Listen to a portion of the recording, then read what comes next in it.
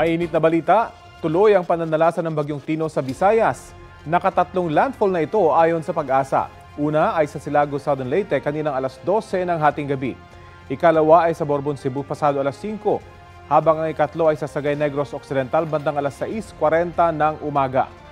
Sabi ng Pag-asa, posible pang maglandfall ang bagyo sa Panay Island at sa Palawan sa mga susunod na oras habang napapanatili nito ang pagiging typhoon. Namataan ang mata ng Bagyong Tino sa bahagi ng Sagay Negros Occidental. Taglay nito ang lakas ng hangin na aabot sa 150 kilometers per hour. Bukod sa Visayas, apektado rin ng Bagyong Tino ang ilang bahagi ng Southern Luzon at Mindanao. Inuulan din ngayon ang Metro Manila, Calabarzon, Zambales, Bataan, Pampanga, Bulacan, Isabela at Aurora.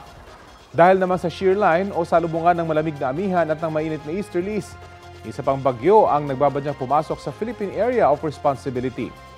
Namataan ng Tropical Depression mahigit 2,000 kilometro silangan ng northeastern Mindanao. Ayon sa Pag-asa, sa darating na weekend, posible itong pumasok ng PAR. Kung sakali, tatawagin niya ng bagyong Uwan.